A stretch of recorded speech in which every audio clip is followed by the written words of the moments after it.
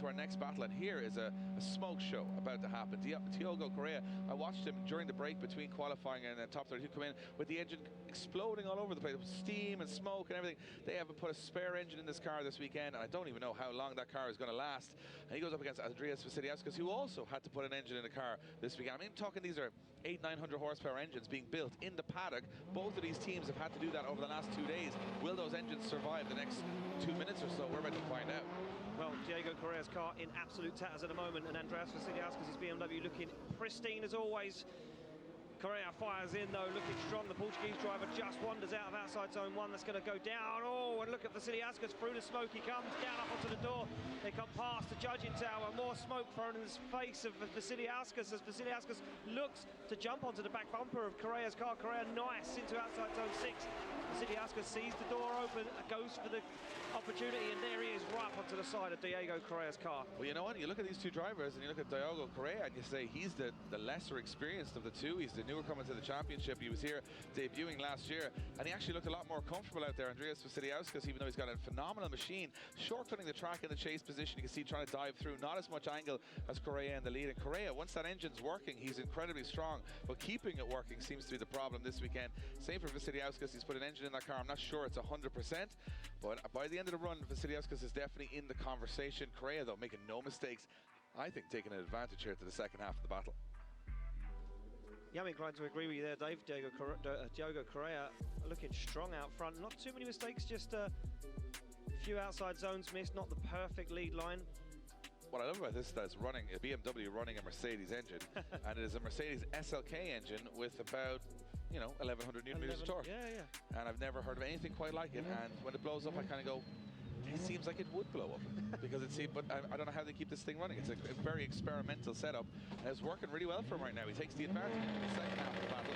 Vasiliauskas' car is light, it's full carbon Kevlar, it's got all the power, it's got all the toys, but he's got to really show his experience here now and try and climb back into this one. He's leading in Correia.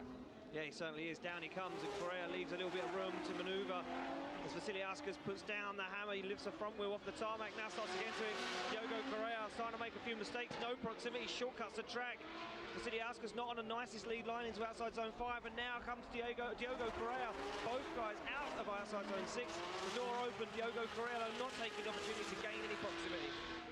No, and you know what, I'm just thinking here from Vasiliauskas' point of view, both of the chase runs were a little sketchy, and if we're going to bring that back to the lead runs, it looks to me like Diogo Correia had the stronger lead run. Watch Vasiliauskas, he starts really well on that outer white line.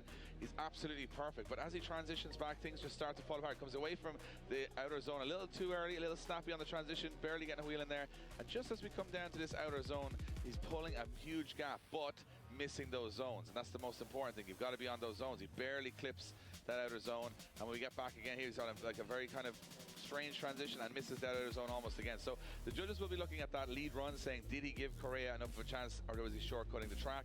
From where I'm sitting, Correia does make mistakes in the chase position. It gets a little bit wobbly, but of course the judges will say, was the lead run, chaseable? Was it a very, very good lead run? And I think maybe Correia gave Vasiliauskas a little bit more to work with. Well, Diogo Correia will be hoping and praying that it was enough. It was a better lead line. This will be judged, I'm going to say, Dave, on lead to lead, chase to chase in this situation, because both guys making those mistakes. A little bit too much angle here as well from Andreas Vasiliauskas as he comes towards that outer wall. He has to sort of go on big angle and sort of shortcut. He's out of that outer zone as well for quite a considerable amount of time. It's smoky, it's got all the angle, it's got all the style, but it's not what the judges are looking for. Technically not correct, and as we said before, for qualifying, you can get to those outside zones, but it's the line you use to get to those zones is what is going to matter. Here we go, decisions in. Decisions in, which way is it going to slide? And it looks like we're looking at a one more time. I'm going to quickly throw back to you, Kevin. Kevin, we looked at the two leads and said maybe Correia had the better one, but you guys think it's enough to go one more time? Yeah, to be honest, Dave, they were both very close in their leads. Like Diego missed outer zone 1, outer zone 3, and outer zone 5.